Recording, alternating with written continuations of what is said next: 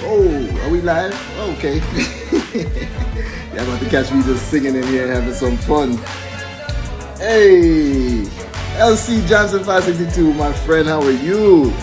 Happy Monday. Tevin, what's good? What's good, everybody? Here we go.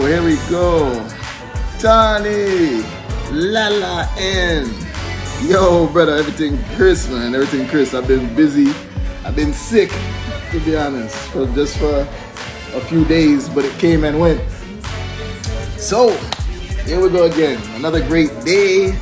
Oh, I forgot to do this. Hold on. I don't got my blue on. There we go. Yo, so what's the deal, everybody? What's the deal? Hassani. My guy Hassani. We're going to bring in Hassani. LC Johnson 562. First of all, you already get anything you need because of the connection that you gave me, and I really appreciate it. But if you need anything at all today, you were first on live, so you get special. Any question you want answered. Also, if you want to check me in my community, anything you need in there, I got you. Okay. All right. Yo, Jay Nice, what's good, man? My brother Mitch. Yo, Mitch. Listen, I love my brother Mitch, man. That's not Pushman Mitch. That's the original Mitch right there. Mitch Yamo, my guy.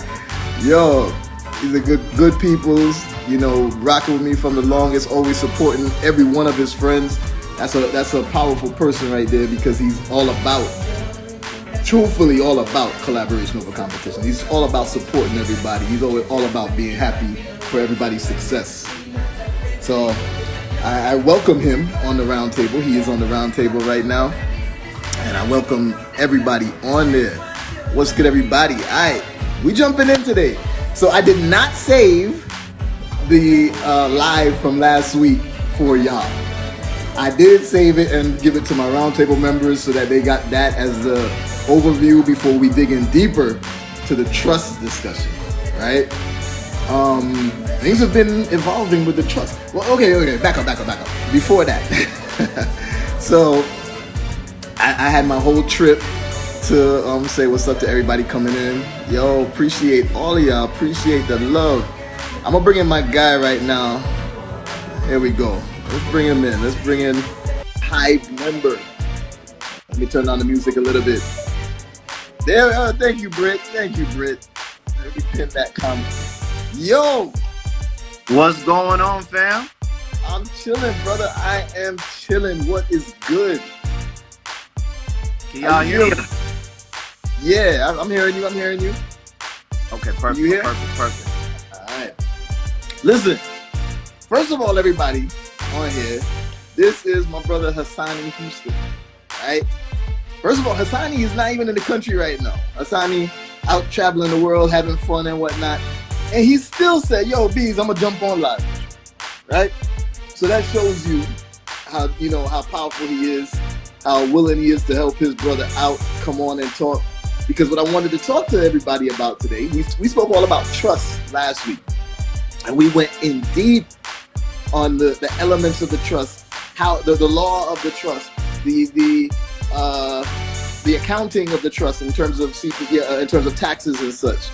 So this week, I wanted to touch a couple of wealth building questions, and I especially wanted Hassani to come on because Hassani has been on my round table before and poured into my table members and explained in depth the concept of infinite banking. Now, yes, because I just happened to mention the word a little bit last week, I just said, oh yeah, I got my business trust, I got my family trust, and then what I learned over the last few months is if you're passing that money between the business trust and the family trust, throw a little infinite bank in there, and anywhere you pass the money, now you're even more powerful. Who did I learn that from? This guy right here. You see what I'm saying? So I had to make him just come on. I had to ask him, not make him. I had to ask him to come on and talk to y'all and just get him a glimpse of what infinite banking is. Because everybody always asks me, and it's so much for me to go into. My guy, Ty, what's good, brother? Hope all is well, fam. But yeah, Hassani, man, tell him a little bit. Don't go too deep. Don't blow people's minds up now, because they're gonna have more questions than when they leave. So let's get him a little bit of what is infinite banking. I got you, bro. So check it out, y'all. So what infinite banking is, basically infinite banking is where you're leveraging your money with the insurance companies so you can spend the same dollar twice. That's what infinite banking is.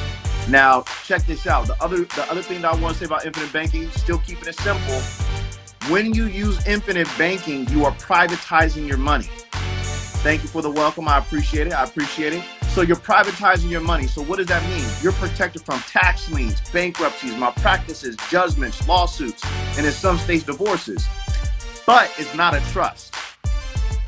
But when you couple it with a trust, that's like putting that's like putting a lock on top of a lock. Like you super good. And so once you learn how to do that, that's when you know that you protected. That's when you know you're protected. That's right. We teaching folks how to spend the same dollar twice. There it is. So that's a simple explanation of it. There you go. Listen, one thing that you got to understand, right, is that if you look at some of the wealthiest executives in the world, right, and you look at their benefit package, you see their salary often is like this. Maybe their bonuses is like this. But then their insurance is like this. Why is that? Because a lot of them know this secret. Exactly. Is it a secret? It's not a secret. It's out there, but people just don't know about it for some reason, right? I mean, I only learned about it last year. Big facts. Well, I can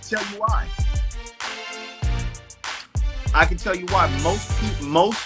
Most advisors, or no, not even advisors. Most CPAs, when they get their license, they don't have to learn the tax laws involved with infinite banking.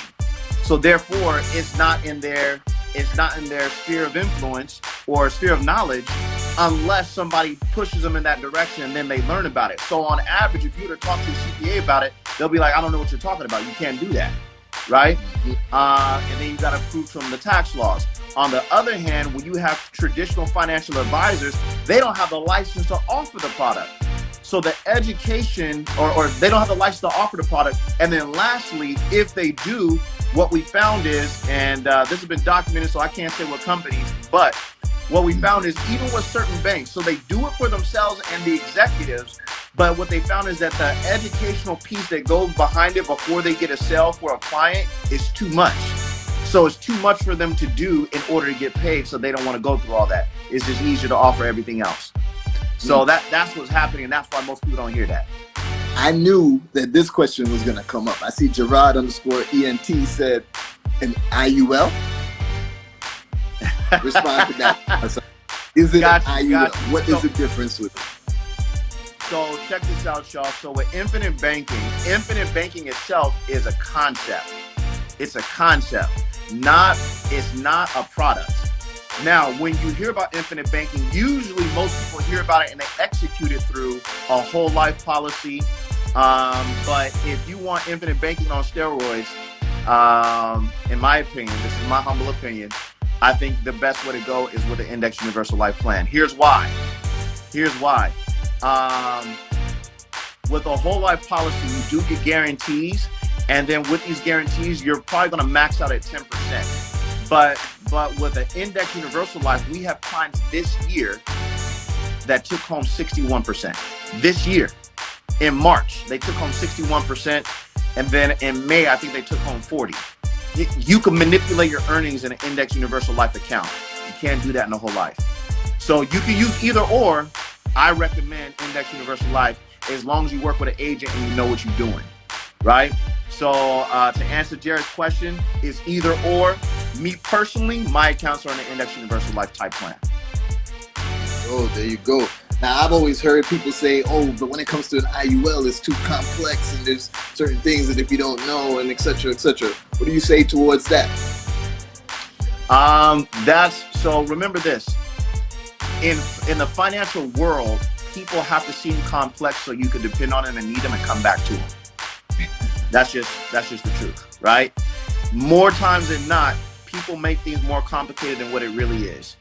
With an IUL, here's the question I would ask you. Would you want to be able to invest with the market, but have insurance against your losses? If your answer is yes, then let's talk about how the IUL could work, right? Mm-hmm. And then if that be the case, when they're talking about details of it, is all the details is just what's the strategy of how you invest so you can make more money.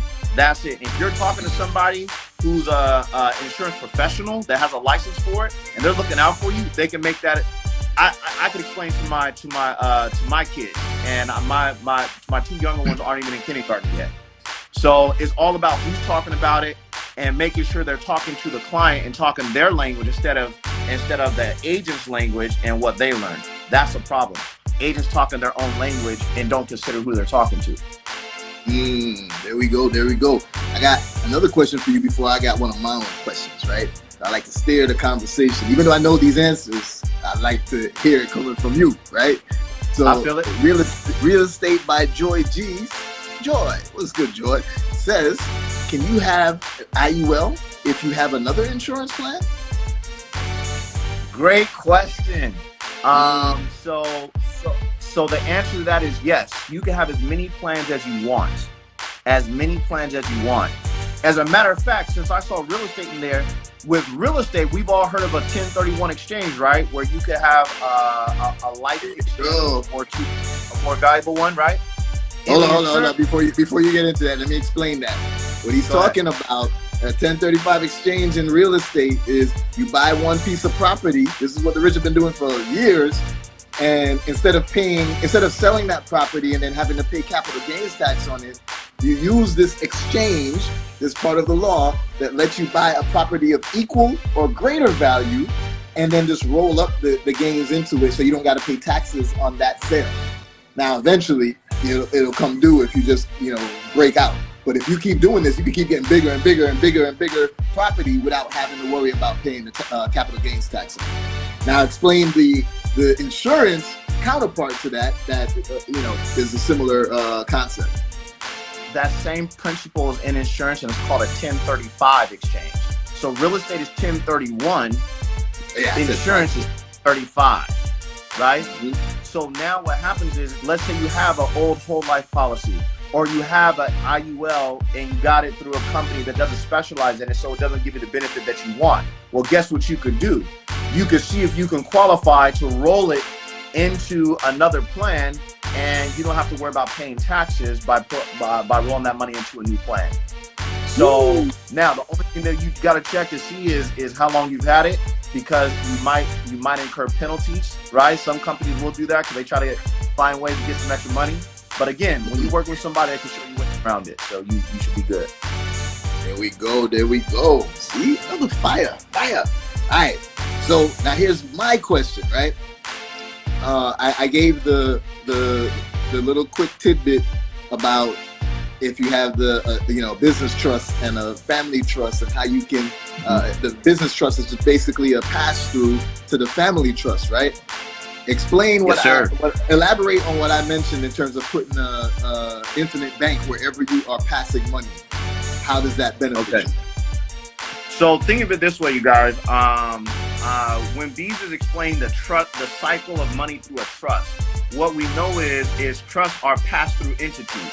So anywhere money is passing or moving, you think of it as having a bank as a spindle or a wheel, right?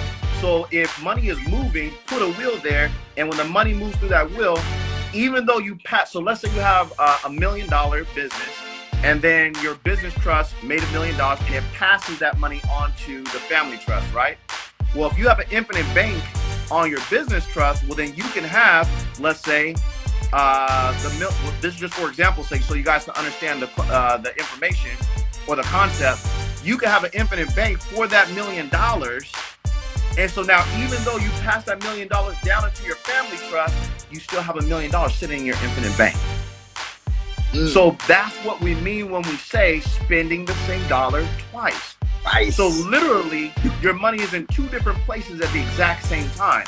And then now, if you keep that cycle going, you go from a business trust to a family trust. But then where do you park your money? Because we all know that trust can get taxed at 35% never mind. I'm sorry. That's not this conversation. Let me say this. You can put your money in a tax-free spot, like a private family foundation, and then your foundation opens up a bank, and now you just learned how to open up an infinite bank tax-free, and you can still let your money grow tax-free, and then you can pull it out tax-free. All three at the same time. Let's go. Bam, bam, bam. That sounds like bars and drops and gems and everything just keep dropping and falling, bro. Listen, are y'all hearing what's going on?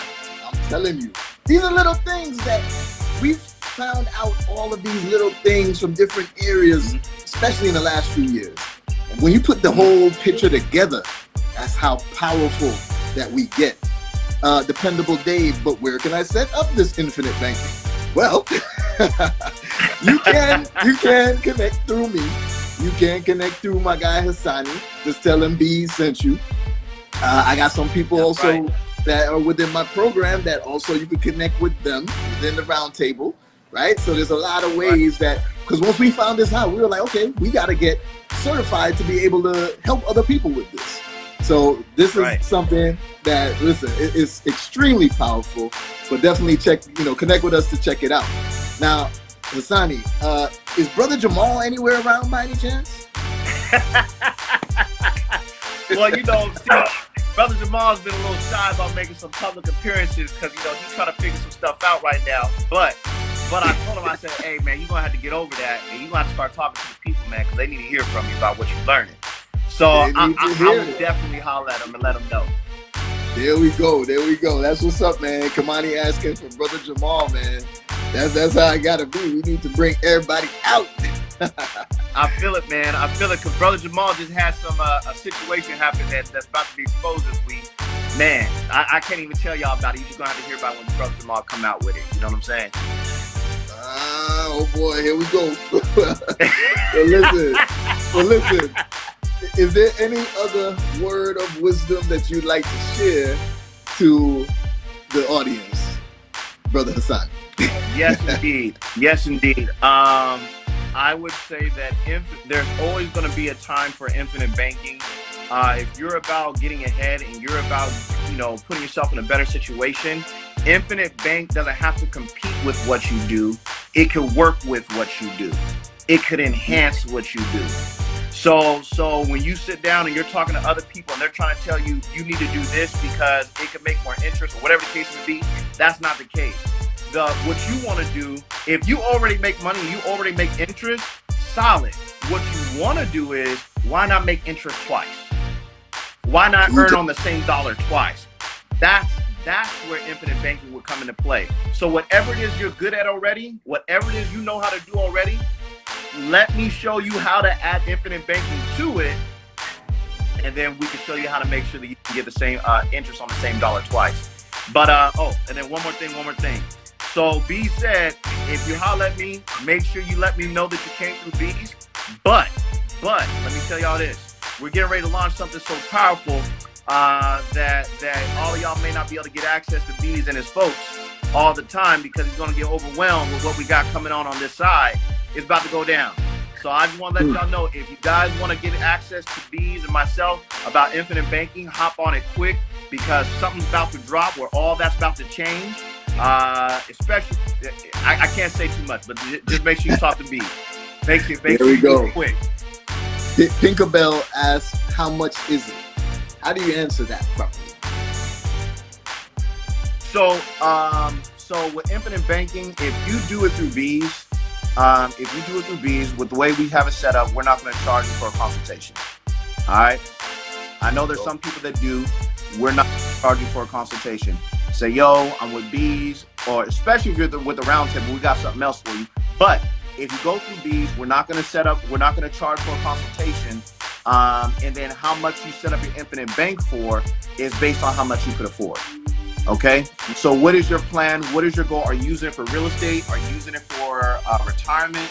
Are you using it for alternate investments? Right? Because I saw Uncle P in the chat when we were talking about how to use cryptocurrency with infinite banking. Man, so okay, let me just go ahead and say it. One of the things that we're doing is we're about to drop an ebook so we can let everybody know how to get this thing rolling. All right, so y'all better get ready. It's about to go down. All right. Yeah, boy. Bro, I keep seeing you look up. I know you're in danger, so I'm gonna let you go because I know that I'm taking your time up when you're supposed to be with the lady, you know, relaxing and enjoying your time, bro. So do your thing, man. Do your thing. I'm glad you were able to jump on. I just wanted you to share some info with the people, and then I'll take it from there and continue with the Q&A and everything, fam. Most definitely, brother. Appreciate you and appreciate everybody for your time. Y'all have a good evening now. Yes, sir. Be safe out there, man. I'll catch you later. All right. My guy right there, man. Listen, I love the people that I'm surrounded with of late. This is why my second principle of success is leave some people behind, right? Because it's the people that you bring around you, the people that you surround yourself with is going to help to uplift you even more. It's going to take you to that next level. Imagine the conversations that I have now where people are like, yo, if we go and put 100K each on this jet, then we can rent it out like our brother Marcus did. He got it himself, right? Go buy a private jet, then we renting it out, we chartering it, and making like 500K a month from that, passively. Because it's not like I'm flying the jet myself or nothing. I wouldn't have had those conversations with certain other groups before, right? So having those conversations makes me think like, damn, okay, yeah, sure, I need to do that, right? I wouldn't even have thought about it before. All right, so you gotta surround yourself with the right people, and Fasani is one of them. Fasani is also part of my Hive. Hive is a coalition that we came together so that we can impact the community from a service perspective. So we're reaching out to kids, we doing drives, we doing things like that. And we got some amazing things coming up, all because it's important that we have freedom in our life. I'm not just talking about financial freedom, because you could be financially free and still not free, right? So freedom is the key to everything. Gerard said, Beez, just so I'm sure, so I can do more research, infinite banking is the same as IUL. Infinite banking is the concept of how you're able to put things into it, pull out of it, how it cycles, how it keeps growing, even if you pull out of it based off of when you put back in it. That's basically the concept. But you could use an IUL to do infinite banking. You could use a regular whole life to do infinite banking, right? So it's just a matter of what structure you use to set up an infinite banking, or what foundation you use to set up an infinite banking structure. That's the best way to explain it. Don't get me wrong. I was confused as fuck for the longest when you were explaining to me about infinite banking. And like Hassani said, it really is something that you could pair with whatever you're doing right now. Because when I got introduced to infinite banking, I was like, well, the tax benefits seem to be the most important aspect of it. I don't really care because I got a trust and I don't get taxed, blah, blah. I should stop saying that so much about I got a trust, but that has been the method that I could use to not have to defer. Let me say, the method I could use to defer taxes. Right now, if you have infinite banking, I was like, oh, I don't really need it that much. But then Hassani was like, well, no, you can actually use it with your trust, because if you put it in these places where you're cycling money through from the business trust to the family trust, then you get to use that dollar twice. Even though, yeah, you got the tax benefits already, the trust already got you locked, but now you also get to cycle your money twice and let this vehicle, this structure grow even more, right? And I know you may not understand what I mean when we're saying cycle your money twice. That's where it gets into a little bit more in-depth discussion. But believe me, and my roundtable members on here, on my roundtable, y'all drop them Beez in the chat, let people know, because they already have seen this and they see the power of it. Wealth Transfer Enterprise, does the Academy teach us about trust? Okay, yes. So the roundtable is what we meet daily, or not daily, weekly, twice a week, every week, all year. As things get refined, as new things that we test happen, and all of these speaker days, sessions, when we have speakers come on about specific topics like Hassani spoke about infinite banking in depth, that then gets transferred into the Academy after a period of time. So the Academy is the repository for everything. The roundtable is the more dynamic, personal thing. That's where we work together and build up. All right. So yes, it is in there talking about trust. If you wanted to become certified in it, that's not in there. You have to go through a course that we, partnered with and whatnot. But yeah, it teaches you all about how to use it in the academy or the roundtable. All right. There you go, my roundtable members. Listen, they already heard all of these things. What's good, everybody? What is good? So great to see all of y'all. So, Cunningham J.A. said freedom of time and freedom of money. Also in the book, Who Not How. I love that book. Listen. Hold on. Oh no, I can't unpin this one. But listen, Cunningham _J.A. Must be a yardie, I don't know. But make sure y'all check that book that he recommended, Who Not How. Another great one. All right. Let's see. Let me go up a little bit. Good seeing all of my people up in here. All right. Again, tag Beez in the chat. BBRT. First of all, 2 E's, Tani. What you doing with this 2Z thing? Everybody. Okay. So we're gonna get into a little bit of Q&A because there's a couple things I wanted to talk about, and I just recovered from being sick. I thought I had COVID for a second. I was like, what the hell is going on? I was like all scared and shit, but it kind of went away. And then I took my test and everything was fine. But today I want to get into Q&A because I've been getting, y'all send me a lot of questions, and sometimes it's always in DM, and I cannot respond to all the DMs. So drop them questions in here. Use the question function thingy right over there. Drop them questions and I'll answer what I can today. Y'all got me. I'm yours today. The rest of the week, I belong to the round table, right? And if y'all have missed out on the round table, then you're missing out on some serious success. So let me tell you about something that I wrote. Hold on. See if I can find it really quick.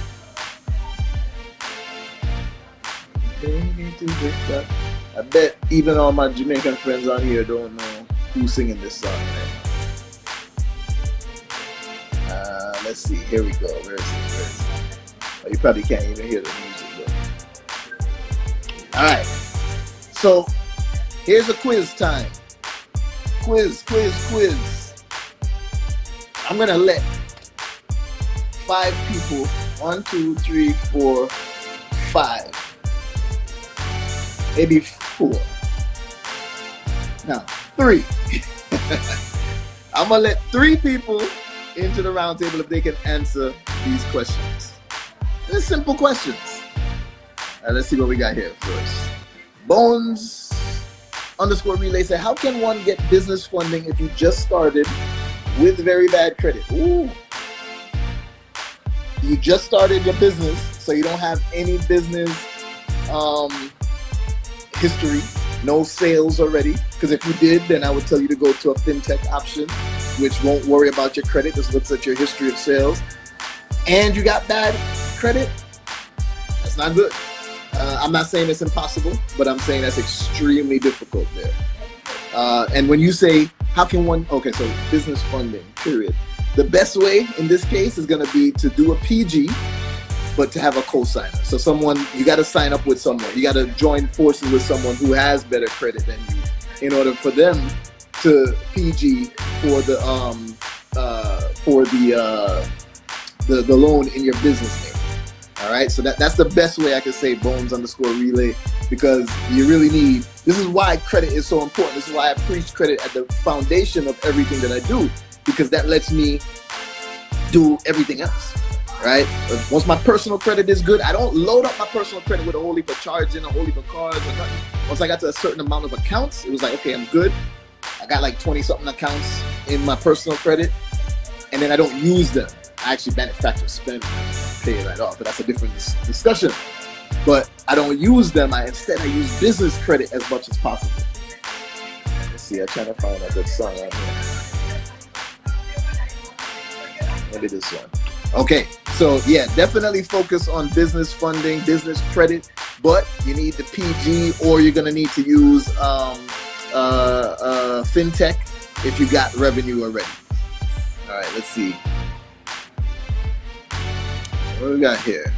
Garen.Moore said, I applied for the BOA auto and got denied because of industry. Ooh. Dang. See, you should know those things. If you know about the B of A auto, the auto loan, you must be recession proof, right, Garen? Most likely. If you are, then you should know that the industry is important. So what Garen's talking about, I'm going to explain what he's talking about first, then I'm going to see if there's anything I can think of to help sort it out. Now, when you apply for a Business Advantage auto loan from Bank of America, I just dropped a new video on it for everyone else who hasn't heard it yet, even though I dropped this whole gem about BOA and the four auto loans and one LLC. I dropped it months ago, but I just dropped a full video on it that explains it to who has not heard it yet.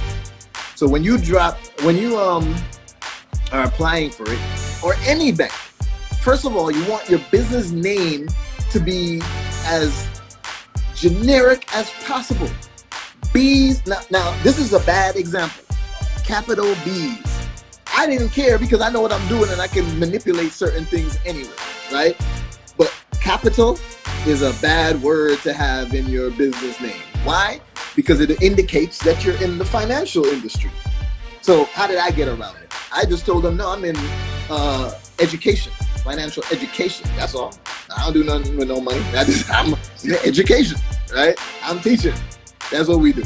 So then they changed my SIC code, right? Your NAICS SIC code. What Garen.Moore said is he probably had a restricted name like capital, maybe trucking, maybe there's a whole litany of them, right? And then when the bank's doing underwriting, they're gonna pull up that information and they're gonna say, oh, they may ask questions like, oh, so what do you do? It's not like they're making small talk. They're actually trying to figure out what to classify you as. Once they classify you as the wrong thing, you get less amount of funding available to you. So you want to be as generic as possible. It should be, instead of capital B's, it could have been Beez Enterprise, right? They don't know what the hell that means.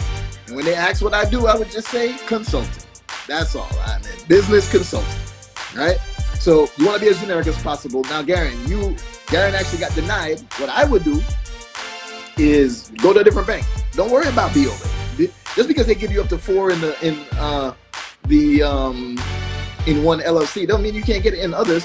I don't really like Capital One, but everybody loves the Capital One auto loan that they give. There's a variety of other banks that I could tell you to go to. But first, before you do, if possible, I encourage you to change the name of your business, right? If you do change the name, here we go. Here goes the song. That's what I was looking for. All right. I would change the name of your business if you could. When you change the name, you change it with the Department of State that you registered your business with, and change it with the IRS. Okay, he said, my name is good. I did my online. I think he's saying he changed his name already. Okay, then the next thing I would do is go into Dun & Bradstreet. Not every bank is pulling from Dun & Bradstreet anyway, but you still want to make sure. Go check your Dun & Bradstreet profile to make sure that your Mordo Enterprise is your business name. Okay, so Mordo, I would check your Dun & Bradstreet to make sure that your SIC code is reflected properly in Dun & Bradstreet, right? So that your DUNS number, when they associate it with your business, they don't pull up something bad with your business. Also, if you did change your name, it was bad before, you change your name now, then make sure that you go to the IRS also to update with them that, hey, my document number, which is attached to my entity, my LLC, I also changed that there, right? So you change it with the IRS, and after you change it with the state, you also update it in Dun & Bradstreet. And also, when you go into the bank, you make sure you tell them what your industry is. You tell them that your industry is consulting or something like that. Real estate buying by Joy. If you do a name change, can you have the same tax ID number? 100%. That's why I said you have to also go to the IRS to update what your tax ID number is. You want to update what your business name is that's associated with that tax ID number, right? You can't change the tax ID number anyway because it's tied to that document control number that is your entity. The name is fluid. The name can change, but the document number stays the same. And then in the IRS, the tax ID stays the same that's tied to that document number. But you could change the other stuff, your name, your address, all of that type of stuff that go alongside it. All right. Let's see. Hey, where'd it go? Okay, I don't know what happened just now with the questions. It's like disappearing. But, so that's the first thing I wanted to mention. Now, let's go back to that quiz that I mentioned, right? So, I'm going to say that there are 5, 1, 2, 3, 4, 5. In a book that I'm writing, I've identified 5 types of wealth. Let's see who could get as close as possible to the answer of what are the 5 types of wealth. Maybe there's more, but we're gonna see who gets closest to my answer.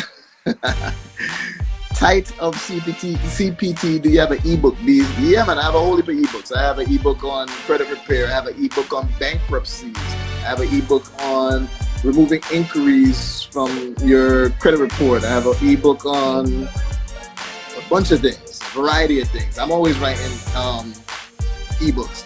Tinkerbell said, well, I said 5, y'all writing 1. So we got mental wealth from real estate. But Joy, listen, Joy, you can't do it. Well, no, Joy can do it. No.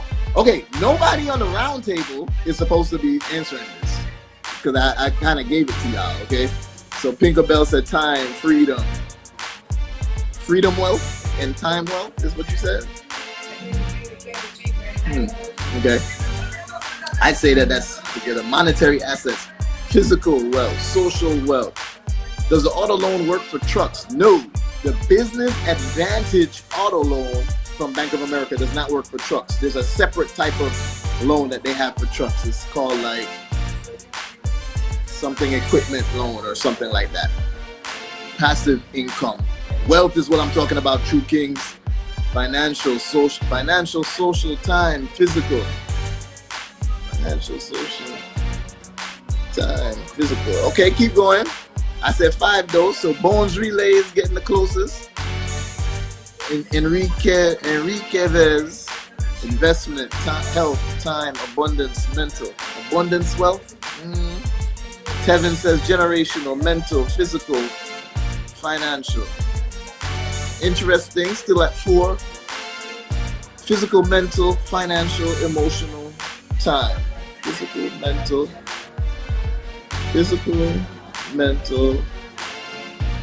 financial, emotional, time. Interesting. All right, so Cunningham JA is closest so far. Let's see, not really there yet.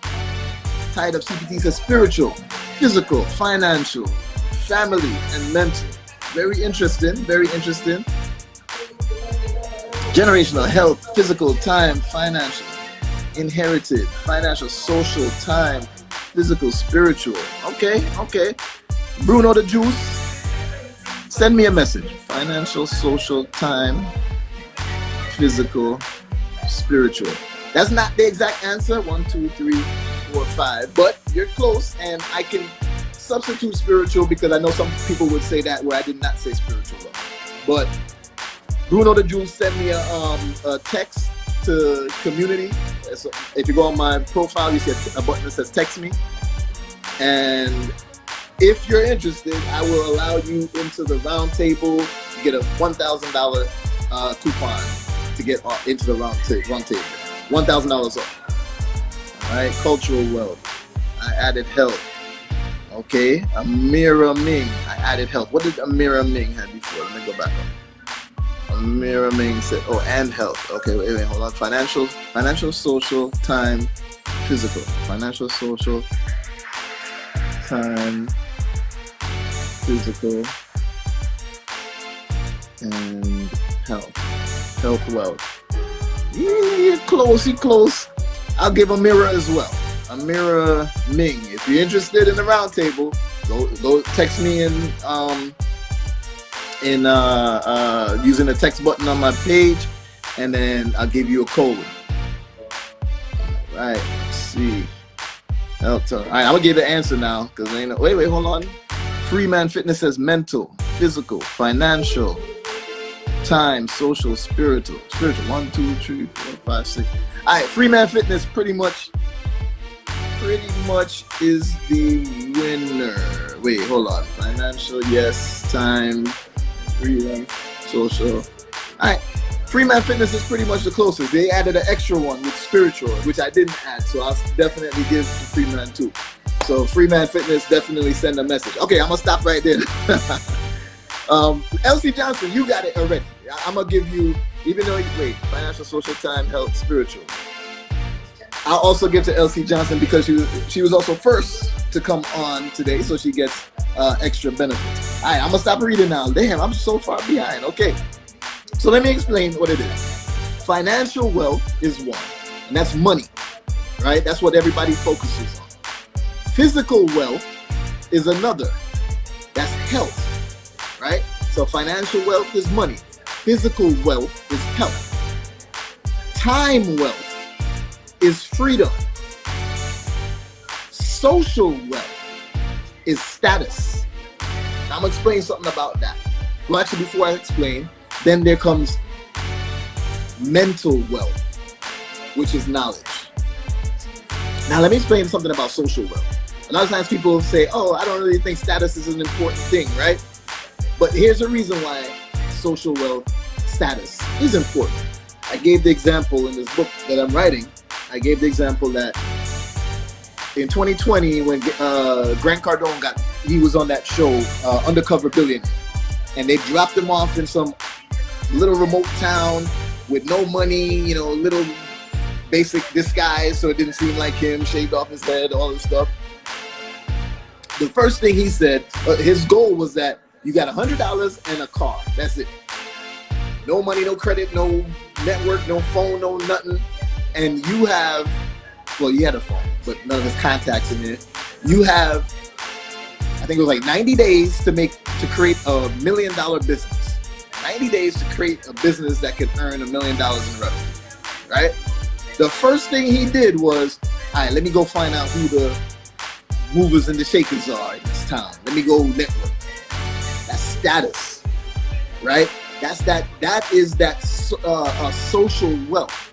By the fact that he's like, yo, I don't got no credit, I don't got no money, but if I get around the right people, it's going to allow me to have more opportunities around me.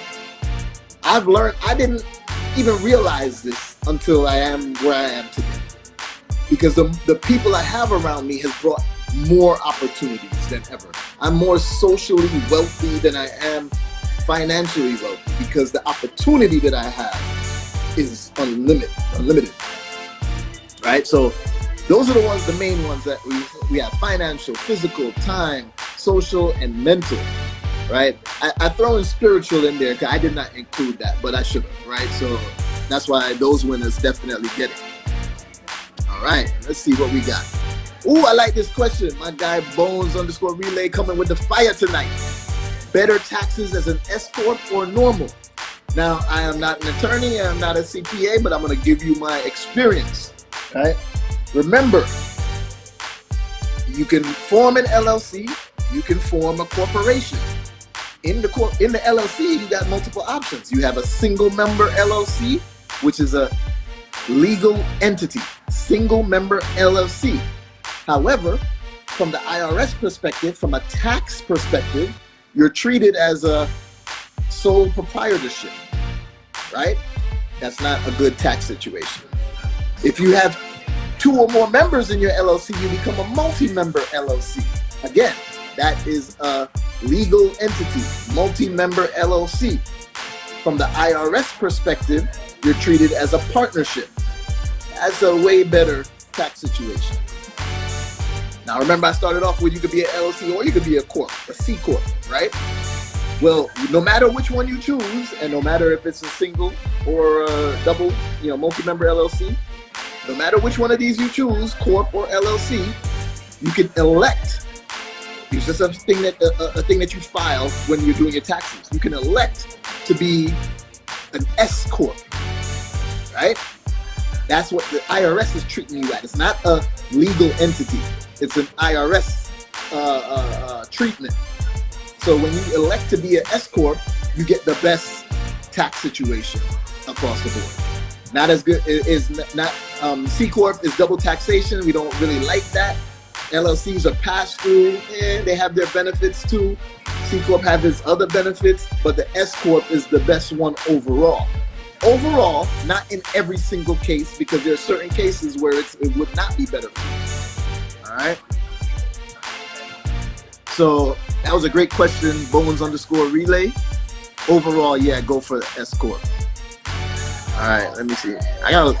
Oh, now they give you the options to delete stuff in here. That's what I need to start doing. All right. So, F2553 is to make S election. Thanks, Tax Lady Cat. Appreciate you. See, we got a tax lady in here who's telling the game. I didn't even know that that's the number, F2553. But yes, there's a form that you file in order to be treated as an S corp. Okay, so let's go back to this financial wealth and different types of wealth stuff, right?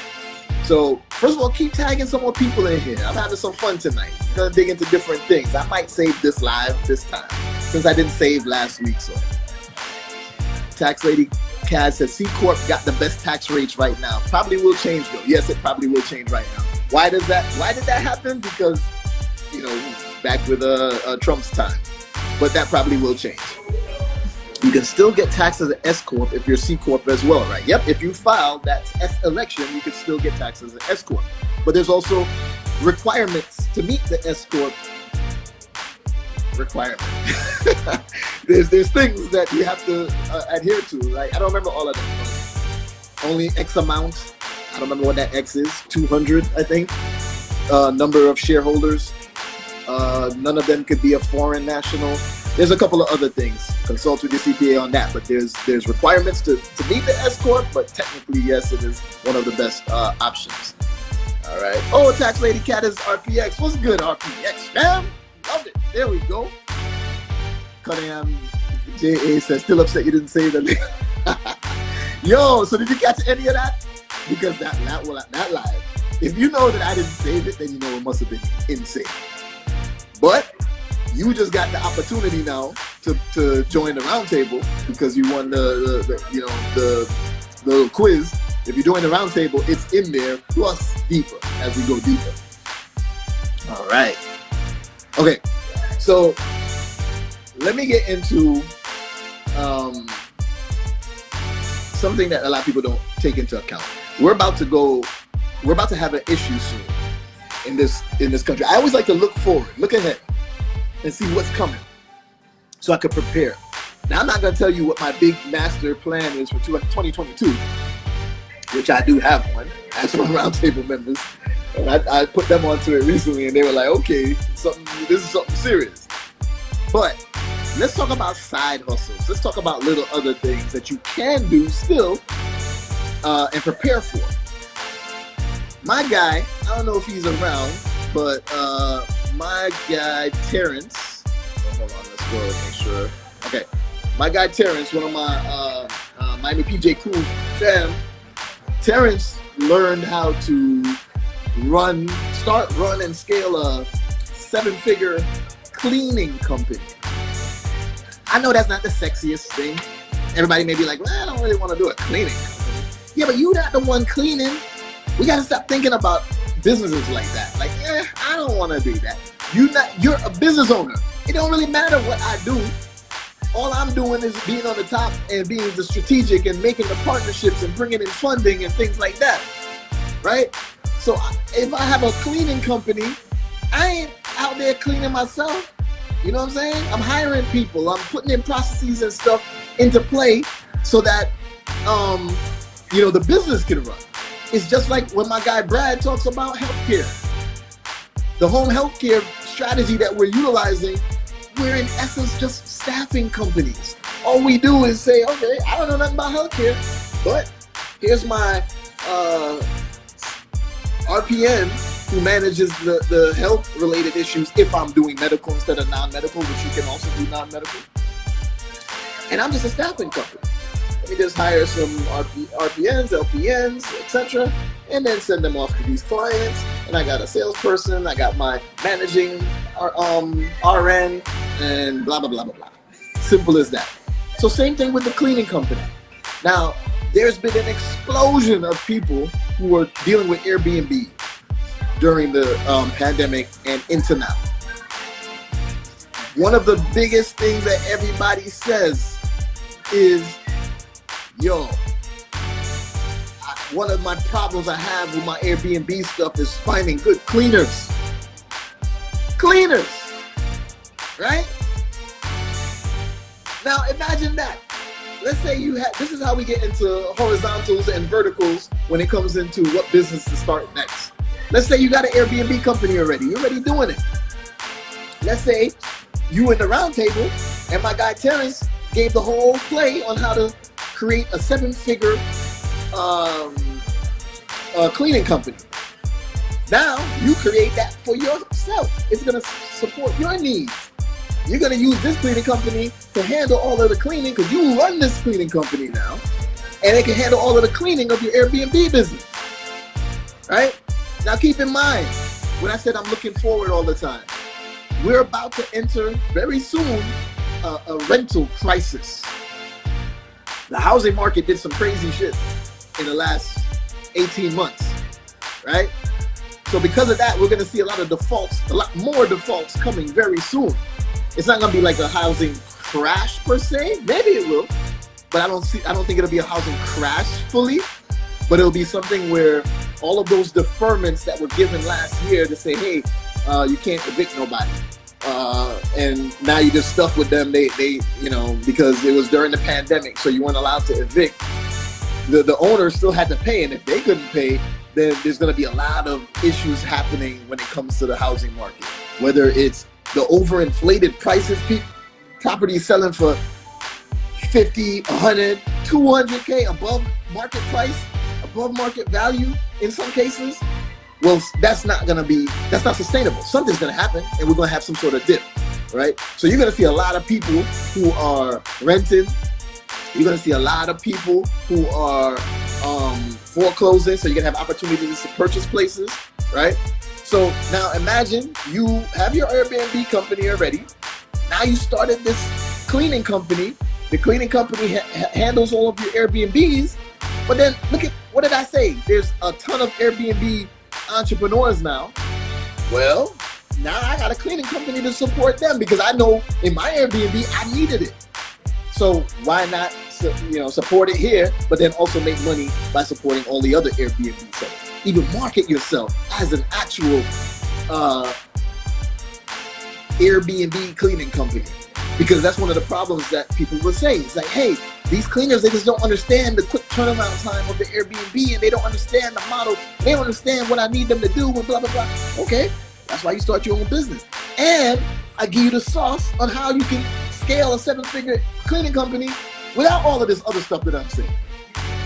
But my guy, Terrence, who wrote a book on it and has lived it and taught it on the round table, now we're empowered to do even more. You feel me?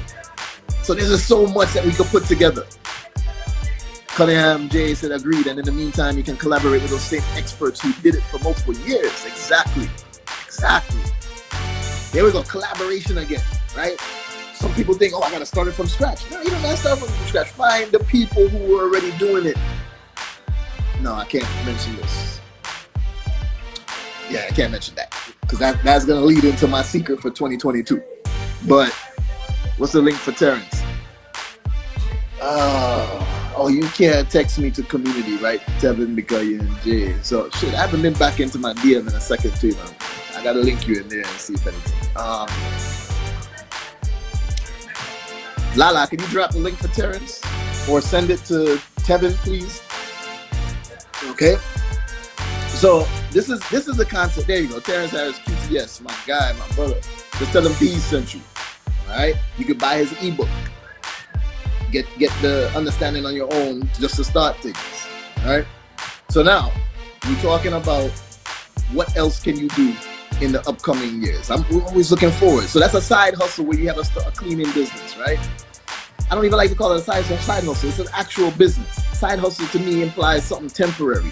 But nah, the cleaning business is gonna stay around. You're gonna grow it. There's easy ways to scale it, right?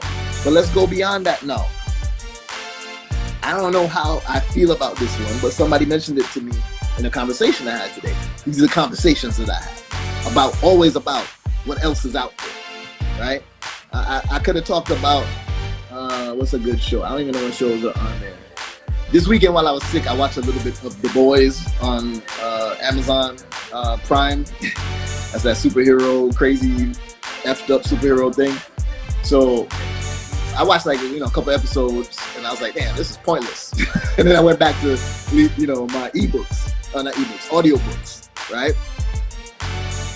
DL Bello said he never received any info about the roundtable. Oh, hell no. I'm sorry, brother. I don't know why. That should not happen. Because of that, then I'll give you also the code today. If you send that message to my community number, that's the text button on here. Send a message right now saying that, hey, I'm DLN Dello and I didn't receive the information about roundtable. First of all, you don't even need to wait on information back then if you were waiting on it before, because it was a link in my bio. But now, since we close access to general public and the only way to get in is through a referral from someone who's already in there, just text roundtable to that phone number that Lala just dropped, and we'll get you in. And I'll also make sure you get the code so that you can get $1,000 off. All right. See, it's a good thing that you didn't get the info before, because now you got an extra $1,000 off of it, which I don't normally do. All right. Roman, before I go back into that other opportunity that I mentioned, Roman Kanga said, Beez, the Bank of America play is dead, right? No, it's not. It is not dead. They still got funds for it. The only problem is that it's as they've replenished their funds a bit, because they only allocate a certain amount per fiscal year to this program. As those funds have deplenished somewhat, now they're getting stricter with it, right? Which means that now they may ask for some more documentation, where before they didn't ask for shit. All right. Yo, I ain't finding none of my good songs on this thing. You had to come back out to get my hype back again. Oh, come on, Molly. All right, hold on, y'all. This is a good song too. But we're gonna change it to my Business Builders playlist, which is right here. Okay. And the first song we're gonna play is Be Paid. I love it. There we go. All right. So let's see. The other opportunity that I was mentioning. Again, this I almost called a hustle at first, but it's not a hustle again. If you can make $150 an hour, but you're not the one doing it, but your service is $150 an hour, would you consider that business? Yeah, why not, right?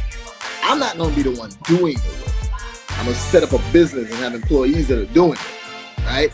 So imagine right now, because of the housing issue, let's just keep thinking about that. What else, because of the housing crisis that is impending? There's going to be a lot of people moving out. There's going to be a lot of people abandoning places. There's going to be a lot of construction or renovation of those that are sharks that are like me, who's going to try to swoop in and be like, hey, let me get this property on the low now because it dropped significantly because prices were overinflated before, right? Well, junk removal may be another thing that might boom a little bit.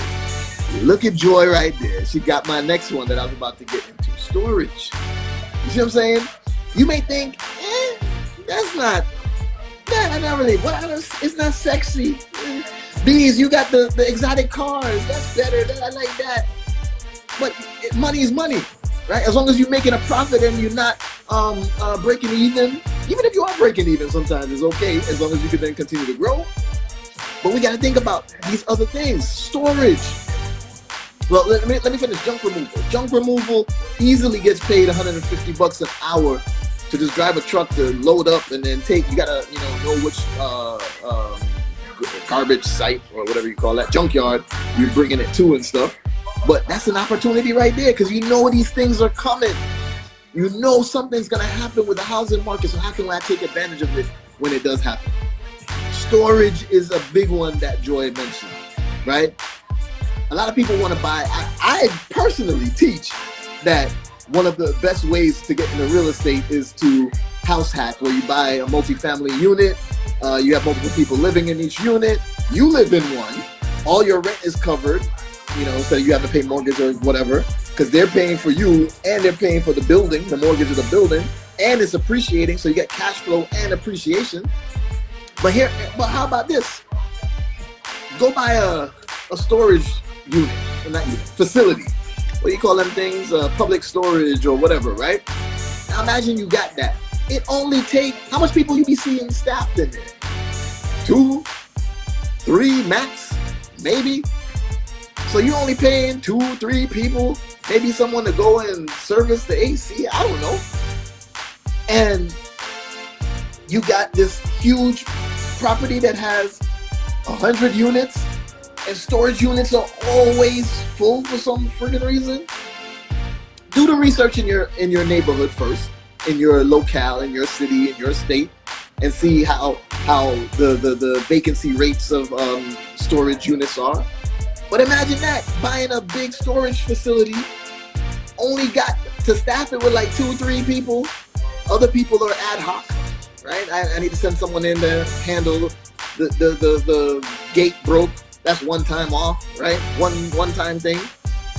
Now you have a building again that's also appreciating, and you're getting a lot of cash flow from multiple storage units being utilized.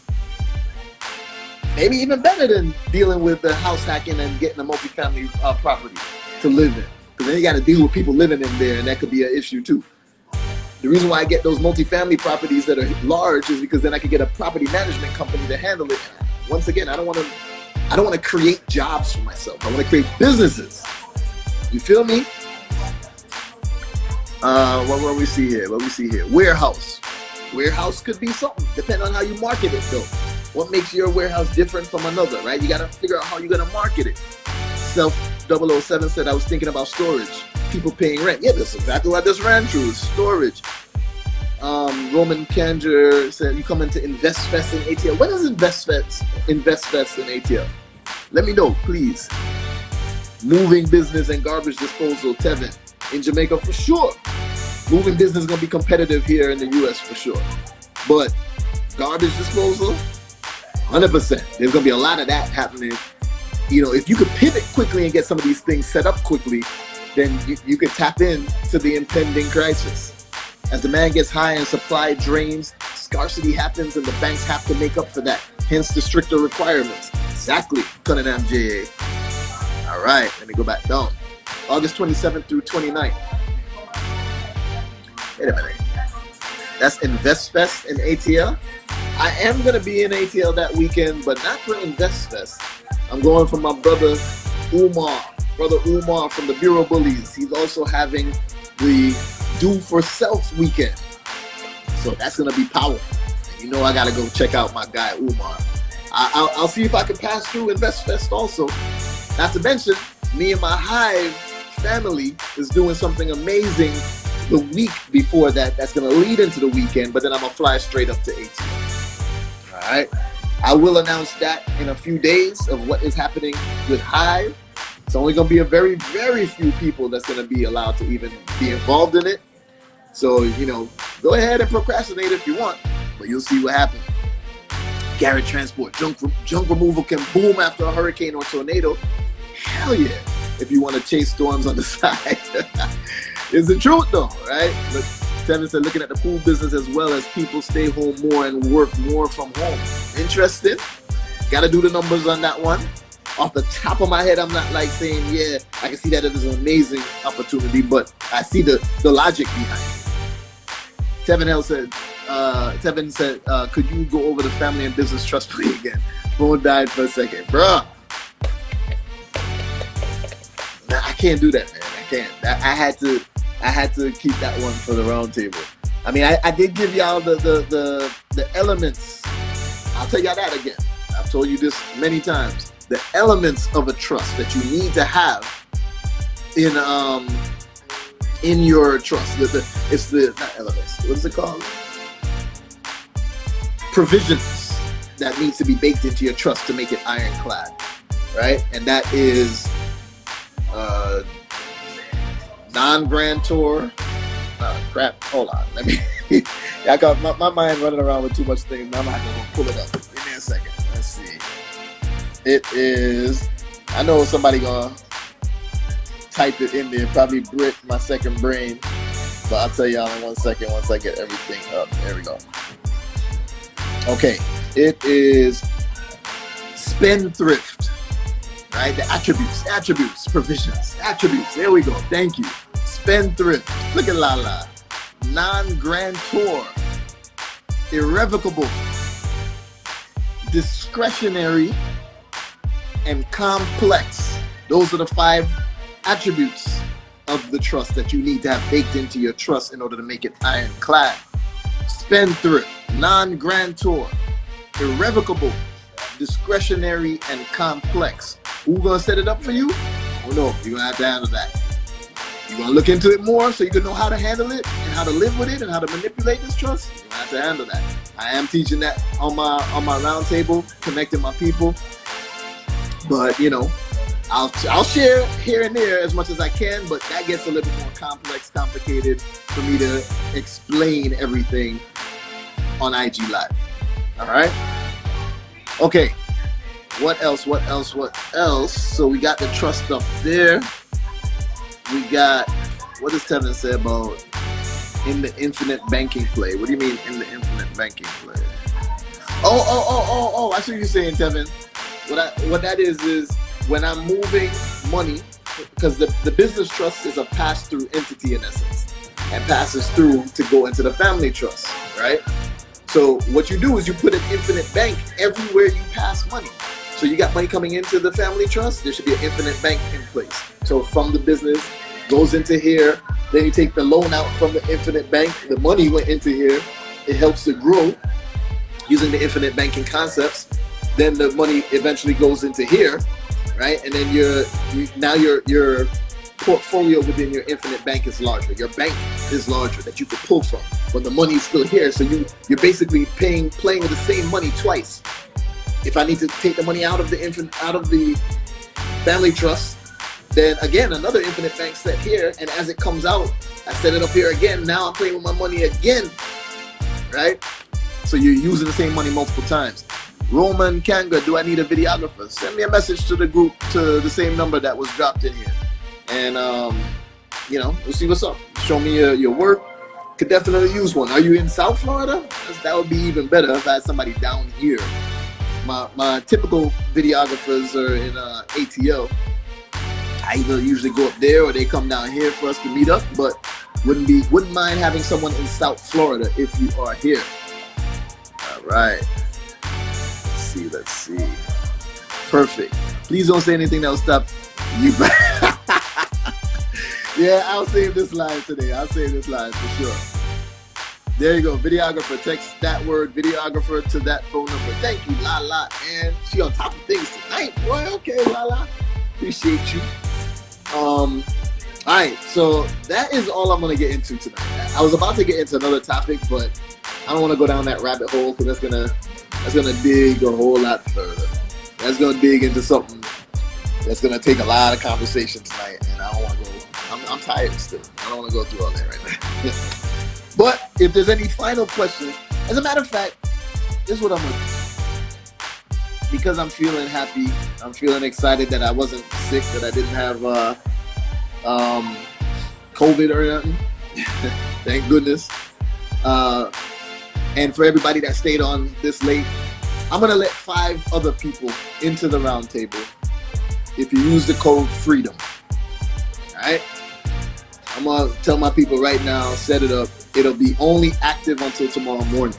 The code FREEDOM will give you $1,000 off to join the roundtable. That's the last time I'm doing this ever. Okay? So, calling me here. Just close that off. That's the last time I'm doing this ever, but I'm feeling happy. I'm feeling excited because I have freedom in my life. I ain't talking about financial freedom. I ain't talking about, all the other types of wealth that I mentioned, except for time. Time wealth is the big thing for me. That's what caused me to do what I do. I was somewhat financially free when I was working at Microsoft. If y'all don't know my backstory, the reason why I'm qualified to talk to y'all about these things, I'm no expert in nothing. I am a student of the game, but I was actually trained on a lot of the game. Right? Not on the secrets of the game.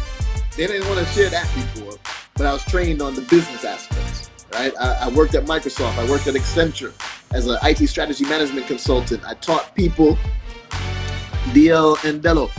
Text to the number. When you text to the number, they'll give you the link, and then you could use that code FREEDOM. But it's only going to let the first 5 people in there, except for those people who won the contest. It's only going to let another 5 people in there. So make sure that you first come, first serve. I always tell people you can't procrastinate. So anyway, when I worked at Microsoft and Accenture, they sent me into Fortune 500 companies to help them to re-engineer their process to be more efficient, to help them to automate their process with systems, to help them to make their teams more effectively communicate. So when I talk to y'all about, hey, you got to scale your business with process, systems, and people, it's not because I'm just using that as a catchphrase. I actually I'm an expert in ITIL. If you don't know what that is, look it up, ITIL. I'm an expert in Lean IT. These are certifications I have. I'm not just saying I'm an expert. I am ITIL expert certified. I am Lean IT certified. I'm a Lean Six Sigma black belt. I'm a CISSP, although I haven't renewed my CISSP. You got to do it every 5 years, and I haven't done it. I don't need to anymore. CISSP is Certified Information System Security Professional. What else do I got? I got PMP, Prince 2, Project Management Professional, and then Prince 2 is the European version. I used to teach people it too. Not only am I certified in these things, I was an instructor too. They would send me to actual certification courses where I was the instructor teaching these certifications of how to improve your business, right? So if you can imagine, if I can teach that to Fortune 500 companies who are already global powerhouses and help them to get better, why can't I help the average entrepreneur, small business entrepreneur, right? Let's see, I saw some, blah, blah, blah, blah, blah. All right, I see one more thing right here. Oh, you a hacker. Not even, no. I did not say PNP, it's PMP, brethren. It's Project Management Professional. Yes, you can get certified as a project management professional, PMP. Look it up. But it is. It also requires you to work certain hours in a project management capacity as a project manager. To then also, so it's not something you can just go take a test and become PMP certified. You actually have to also it's like I forgot what the term is called, but it's like live experience that then gets signed off, and you get the recommendation letters and everything from like previous bosses and whatnot. So, and yes, I then went and taught people all of these things, right? So answering this question, talk more about manufacturing spending. I give y'all, so that's the last sauce for tonight, right? Manufacturing spending. We only got 42 or so people on here, so no problem. I don't mind sharing. Let me turn this down because I want you to hear this thing. So manufactured spending is a concept that when I heard it, I thought it was some shady illegal shit at first. I was like, oh, hold up, what? Big True, what's good, fam? Remember I said August. You asked me that last week. August is when it'll be in the academy. Mid-August or so. Once my guy comes and speaks to the roundtable first, then I'm gonna put all the info into the academy. All right. So let's go back into manufacturing spending. Oh, wait a minute. Tevin said, what are the cars you recommend for the auto loan play and for your warehouse? As of now, I'm holding off on accepting new people into the warehouse that I'm going to host cars for. As of now, I'm only accepting roundtable members to host their cars as of now. It is a headache dealing with so much people and hosting their cars because things happen. and you know, part of the game. And then people are just like really like focused. Hey, what's going on with the car? Hey, what's going on with the car? Hey, what's going on with the car? Right. So as of now, I'm only allowing my roundtable members in. Britt, if you're still online, Britt, can you drop some of the recommended cars that I do say that does good in South Florida? I'll give you that. But as of now, I'm not taking on any new cars unless you are in the roundtable. Bones Relay says, saw you guys went to Nesseret. I went there and wanted to run when I saw. Yeah, man. Yo, it was like $1,500 for one of them golden steaks, but that's a whole thing. That's different. Anyway. Manufacturer spending. So I thought it was illegal when I first heard about manufacturer spending, right? There goes the answer there in terms of the cars. Thank you very much, Business Builder Brit. The reason why we choose those is because those are the highest rentals per day cost compared to their average car note, which is determined by the value of the car if you get the right year. So don't get a brand new one for some of those cars. Some of them you get like a 3-year-old because it depreciated enough already. That's a whole nother discussion. Let's go back into the manufacturer spending. You see, I be jumping around, but I always come back. Manufacturer spending is when you create a spend that isn't technically real in order to get the benefits of the card. What does that mean? You get a card, credit card, maybe it's a cashback credit card. Maybe it's a travel credit card. Let's stick with travel. Travel credit card, as you spend, you earn points. As you earn points, you can then redeem those points to do things like what? Travel for free, stay in the hotel for free, whatever it may be, right? So now what we do is through manufacturer spending, we found ways to liquidate the credit card, ways to take that credit and turn it into cash. It looks like a spend on the card, then we just pay it back, but we keep the points that they gave us, or we keep the cash back they give us. That's how I don't pay for groceries. I don't pay for electricity. I don't pay for certain things because I calculated how much I would get on some of my cash back cards and how much I got to MS, manufacturer spend, in order to get that money back to then not have to pay certain bills, right? How do you manufacture spend? I'm sure a lot of y'all may have that question, but I'm not going to tell y'all all of that on here. That is a roundtable talk, right? I'll tell you one way, which I don't even like this way, but I'll tell you what it is. This is definitely not the way that I recommend to nobody, but some people I know will go and buy something. They buy it with 2 cards, a debit and a credit. They get it. They say, I don't want it. They go to take it back. And when they go to take it back, they say, here's my debit. And then they put all of the money back on that debit card. So now the money from the credit that was split is now on your debit card, which is cash in your bank. This ain't gonna work in every store. There's only certain stores, so I'm not gonna get into that, right? And you gotta be careful which card you use for that, because there's some cards they'll catch on to what you're doing and shut down the card completely for you. It's not illegal, but some cards frown upon it and don't want you to do it. You gotta check their terms of service. If they say not to do it, then I wouldn't use that card. I happen to know the better ones to use in order to do that. So that's MS in a nutshell. There's Pinkerbell said with Apple. Apple doesn't work that much anymore. However, like I said, I am not a fan of going in. I just don't got the time to go in and buy a bunch of shit to then take back the next day or 2 days later and have to deal with, oh yeah, I'm returning $10,000 worth of stuff. That ain't gonna work for me, right? So that's overall, manufacturer spend. Tevin, Beez business focus for car rentals based on exotic and luxury vehicles. Yeah, why you said that? Let me go up. Oh, because of the Lexus. Yeah. So, let me see something. How about Lexus LC500? Are you asking me if I would take the Lexus LC500? Remember, I'm only taking cars from roundtable members. Would I have the Lexus LC500 in my fleet? Maybe. It's not high-end luxury. It's not exotic, but it kind of fits into somewhat luxury, somewhat sport. And if I really did it up, wrapped it, made it look really nice, and did something make it look unique, maybe. But it wouldn't be one of my first ones, because why would I do multiple cars that don't earn as much as one other type of car.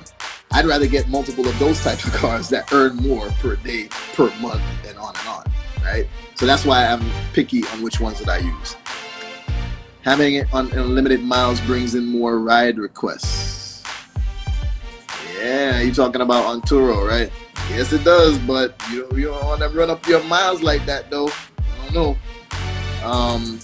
Anyway, wait, hold on. What did he say? I'm on Turo Play. My car's gone on rent for 8 days. That's what's up.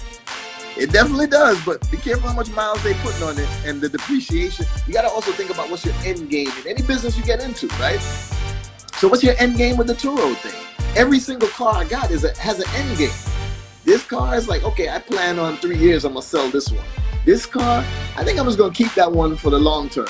That car, and depending on what my end game is going to depend on how I treat the car. I bought it as a 2017. Let me give you an example, guys. See, y'all getting me going in deep tonight.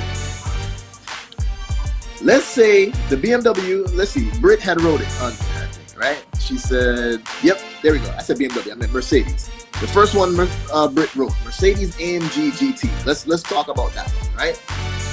Mercedes AMG GT, brand new, 2020, 2021, may go for $160,000, $180,000 sometimes, right? A 2017 Mercedes AMG GT could go for like $70,000. Why would I spend $100 and something thousand for the exact same body style and everything when I could instead get a 3-year-old, 2017, what's that, 4-year-old car, 4-year-old version of it, but I also want to look at how much miles it comes with for way less, right? Okay, so now I got this Mercedes-Benz AMG GT. I'm all smart. I got it 2017 and it's, depreciated significantly already. So now I got this. What am I going to do with it? Well, let me also look ahead and see how much does it typically depreciate from year 4 to year 7.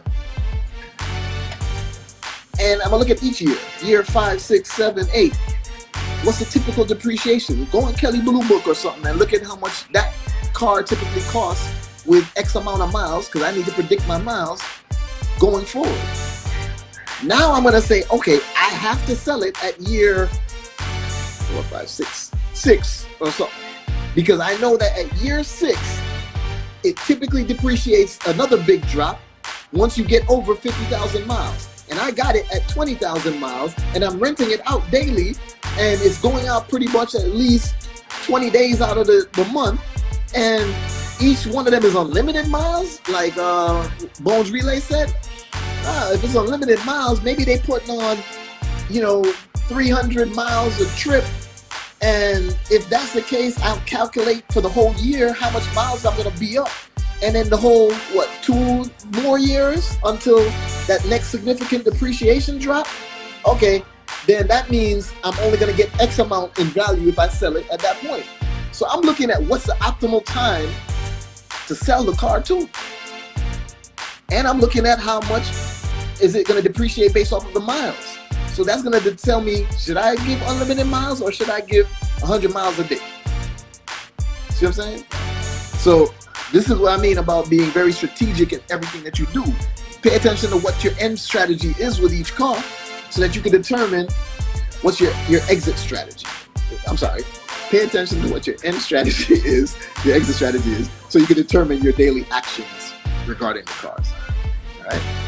If you maintain the car, what's the big deal if it has a lot of miles? Because that's how cars sell.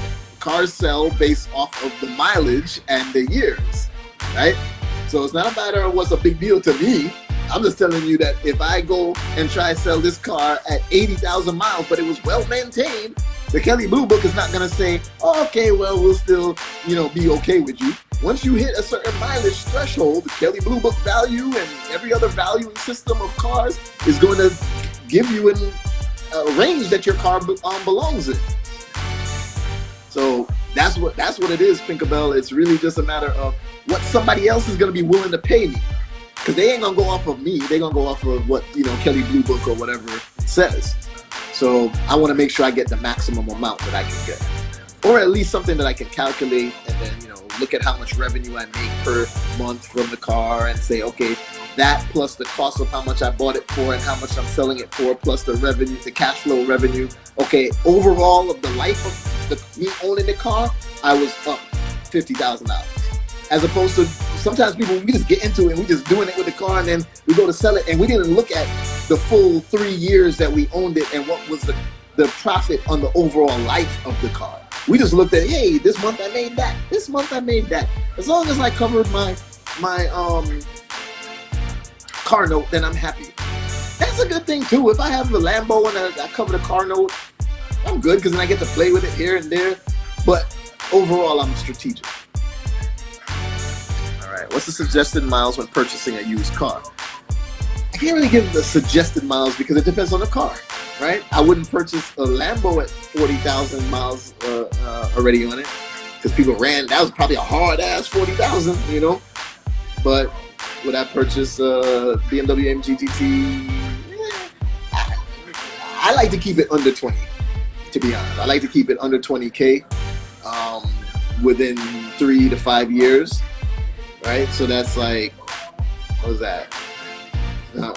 That's low miles, right? You're gonna be like, damn, 20K in 3 years? There's some people I know, like Lala, where's she at? Where she used to put on like 30K in a year on some cars, right? Calling you out, Lala. This is the second trip my car is making from Dallas to Florida. Jeez, okay. Bruh. Gonna kill up them miles, man. It's gonna cost you more in maintenance. It's gonna cost you more in depreciation. Be careful with that. Want to get the car for free? Make Turo pay off the car. Thanks, Tawny. What did Tawny say? Did I miss Tawny? There we go. Oh, Tawny put the list again. Okay. La, I see that. Hello. All right. So anyway, Bones Relay. It's a 2021 Honda Accord. It'll be fine in the next 4 years. Yeah, Honda Accords are good to go, right?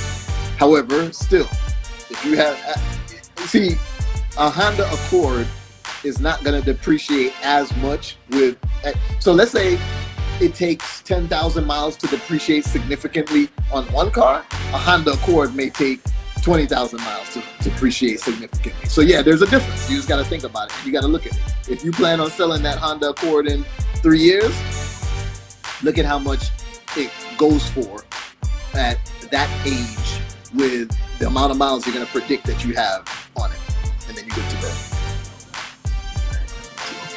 All right, people, much love. Happy Monday, happy new week, happy start of the week.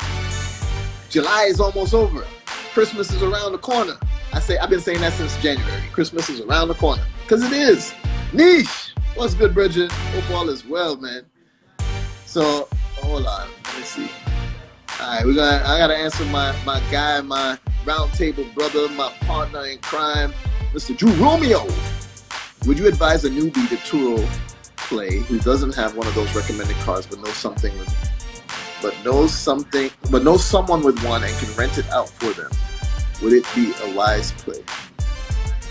Would you advise a newbie to Turo play who doesn't have one of those recommended cars but knows someone with one and can rent it out for them?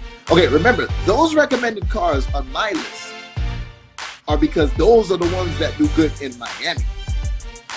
They may be somewhat universal, but I don't know if Iowa is renting out BMW AMG GTs. You see what I'm saying? So you have to determine, based on your location, do the market research to see which cars do better in that area. And then yes, if you have a friend that, what was the last part of it? Hold on. He doesn't recommend car, but know someone with one and can rent. If you have a friend that can rent it out for you, like they do the hosting for you, then yeah, go with whatever car that is that does good in your neighborhood, in your locale, and someone else is gonna host it for you, and then you split the cost or something like that, split the profit. I mean, yeah, sure, that definitely works. My metro area would be popping for sure. So yeah, if you could get someone to do it for you and you're good to go, it's all about that. JV and all day. All right, people. Much love. Lala said use the Turo calculator. Is it called calculator or is it supposed to be calculator that you're writing there? I don't know. Okay, maybe it is calculator. How to go about renting private, meaning how to rent out your cars private. You just got to build the audience. You got to build the. What we did is we started out in Turo and started after someone rented a couple of times from us, 2-3 times. It was like, hey, if you've been a great customer so far, and if you ever want to rent and save some money instead of paying the fees on Turo, you can come directly to us. And that's worked. Plus, we do some ads and do some other events that get the name out, so people start coming to us. Okay. Oh, it is called calculator. Okay, cool. All right. So anyway, much love, everybody. Thank you very much. Appreciate y'all. All balled up. Did you just at Drew Romeo and then ask what's your IG? That his is IG at Drew_Romeo. What you typed in there? All balled up. All right. So y'all check out my guy Drew Romeo. Another stand-up dude. Another killer in the social media agency space, and much, much more. Healthcare as well. All right. Tani, good night, ma'am. Come on, sir. That's another roundtable member. Thank you. I hope I'm feeling a lot better. Appreciate you. All right, everybody. Rhea, what's good, Rhea? I'm say hush. You meant to say hush there too instead of hash. I don't know. He's giving me hash browns or something. I don't know. But anyway, much love. Appreciate y'all. Make sure you grind throughout the year, throughout the week, because the year is almost over. It's coming. Stop living the same day over and over and calling it life. Stop living the same year over and over and calling it life. All right? Tomorrow's not promised. So make sure you execute on what you want from today, because you never know what will happen in the future. All right? Much love, y'all. I am Kev B. Hey, Kev, what's good, bro? That's my guy from high school. Need some advice on doing JV deals. I'm getting a parking lot to use. Okay, hit me up. Hit me up. I'll send a voice note if anything. Send me a message. Send it like right now, so that it don't get lost in DMs if anything. All right. All right, y'all. Be easy. Have a great week. Much love, peace and blessings.